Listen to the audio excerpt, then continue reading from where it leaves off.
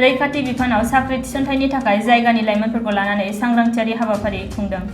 सालाखाथियाव थानाय एनटिपिसि आरो सिआइएसएफनि जुथायै बानजायनायाव दिनै जायगानि लाइमोनफोरखौ गुबुन गुबुन रैखाथि बिफानाव जिडि पस्टआव साख्रि थिसनथाय होनायनि सायाव सिगांग्रो फोरोंथाय होनाय आरो थुलुंगाखां होनायनि थाखाय मोनसे सांग्रांथियारि हाबाफारि खुंफुंनाय जायो।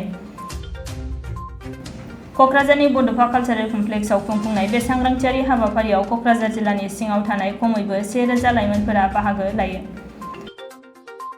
बे हाबाफारियाव बाहागो लानानै सिआइएसएफनि कमान्डेन्ट हेमन्त कुमार ब्रह्मआ जर'खायै बर' लाइमोनफोरखौ सिआइएसएफ बिफानाव साख्रि थिसनथायनि थाखाय दाब दाब जायगाफोराव सांग्रांथियारि थामहिनबा साख्रि थिसनथायनि थाखाय आगु फोरोंथाय होनायनि हाबाफारि लागोन होननानै खौरांगिरिनि सिगाङाव बुङो। रेसपन्सा बहुत मोजां। बिनि आगोलबो आंनो एक्चुअली अलरेडि भिडिअ थ्रु एसे माबा पाब्लिसिटि खालामखांखाबायमोन बेनि रिक्रुटमेन्टनि सोमोन्दै आरो प्रि रिक्रुटमेन्टनि सोमोन्दै। दिनैनि रेसपन्सखौ नायनानैथ' बहुत मोजां। नियार एबाउट माने 1000 गथ'फ्रा फैदों आरो जों माखासेखौ जोङो सोनो हाबावाखिसै जायगा गैयिनि थाखायनो बेखौ फाथाय हरफिननाय जादों। दानो बेखौ नायोबाथाय माने रेसपन्सा बहुत मोजां आरो जोङो बे रेसपन्सखौ नायनानै बहुत खुसि मोनदों आरो जोङो गेजेर गेजेर थांनानै बेसेबांखौनो हागौ बेखौ हेल्प खालामनो आरो नाजाबावगोन। आं बिनि अनगायै नट अनलि क'क्राझारनि अनगायैबो आङो बाखि जोंनि बिटिआरनि जो मोनथाम डिस्ट्रिक्ट दंबावो बाहायबो आं कभार खालामनो नाजागोन। हाँ बे एक्चुअली बेथ' अलरेडि जागायगासिनो दं सर। एक्चुअली नै एक्जाक्ट नैबे क'क्राझारनि नैबे प्लेनेटरियामनि खाथिनि बे मा गामि होनो बेखौ बारा मोजां मोनसे दिमोलगाव दं मोनसे, दतमायाव दं मोनसे, कसुगाव दं, ओमफ्राय गसाइगावआव थागोन, ओमफ्राय मोनसे बिसमुरि साइडथिं थागोन। बर' लाइमोनफोरनि थाखायसो जागोन बे अलरेडि अर्डारानो थारमाने एस पार बे मेम'रेन्डाम अफ आन्डारस्टेन्डिं जों साइन जादोंमोन थारमाने 27 जानुवारि 2021 बिटिआरनि एकर्ड जादोंमोन। बाहाय थारमाने अलरेडि मोनसे एकर्ड दंमोन दे जाहाथे प्रि रिक्रुटमेन्ट ट्रेनिंखौ थारमाने नटिफिकेसन फैनायनि आगोल खालामनो थिनदोंमन जाहाथे माने जोंनि बर' सेंग्रा सिख्लाफ्रा बाहाय थारमाने बे सिएफएफनि माबायावहाय माने मोजाङै पार्टिसिपेट खालामनो हायो। बे माने पस्टआ सेबावहाय आं एक्चुअलि मोजाङै नटिफिकेसन नायनाय जायाखै। अलरेडि नटिफिकेसन दंखायो बाहाय एक्जाक्ट फिगारखौ आं मोनथिया एसे 8000 टटेलथ' सिआइएसएफआवथ' टटेल मर देन 8000 दं।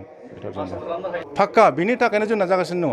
थारमाने जोंनि बर' लाइमोन सेंग्रा सिख्लाफ्रा बेफोरनि सोमोन्दै मोनथियाबो थारमाने सिएफएफआ मा बुस्थु, सिआइएसएफआ मा बुस्थु, बिसोरनि खामानिया मा, सिआरपिएफआ मा खामानि मावो, बिएसएफआ मा खामानि, बेफोरनि सोमोन्दै बहुदता मोनथिया। आरो मेन जाहोनानो जादों जाहाथे बेफोरखौ थारमाने जों गामि जे जायगायावहाय जों जायगायाव लादों बे जायगाफोरनिफ्राय बहुदता मानसियानो बेखौहाय मोनथिस'वा।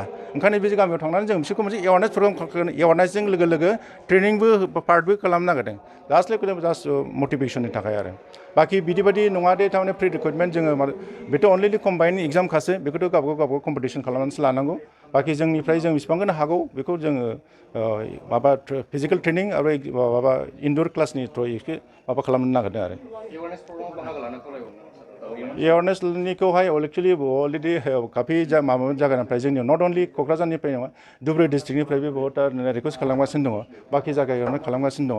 दा बे एवारनेसखौ खालामथ'नाय नंला खिन्थु आं डाइरेक्ट ट्रेनिं नैबे बिटिसिनिफ्रायहाय अलरेडि ट्रेनिं सेडुल बानायगासिनो दङ। बे हिसाबै आं गेजेर गेजेर थांनानै बिदिनो लेक्सार होगोन। आसाथ' खालामनांगौ थारमाने ओरैनोथ' बेनि थाखायथ' एक्सट्रा थारमाने एसटिनि थाखायसो नालाय अल इन्डिया एसटिनि थाखायसो खथा नालाय बेखौथ' गावबागाव थारमाने जों कम्पिटिसन खालामनानैसो लानांगोन। बेनि अनगायै बे एक्सट्रा थारमाने बिटिआरनि थाखाय एक्सट्रा बिदि फैनायखौथ' आंनावहाय बिदि आं मोनथिया आरो बेनि सोमोन्दै। दासान्दि बिनि सोमोन्दै आं एसे मोनथिया, आंनावहाय आइडिया गैथ'वा। खिन्थु बे प्रग्रामखौ थारमाने बाखि पारामिलिटारि फर्सनि थाखायबो अर्डार फैखादों। बे अर्डार मथे थारमाने बिसोर गेजेर गेजेरहाय लागासिनोबो दंखायो। ओमफ्राय बिनि अनगायैबो थारमाने आङो बिदिनो बाखि डिस्ट्रिक्टखौबो आङो एसे कभार खालामनो नाजादों आरो।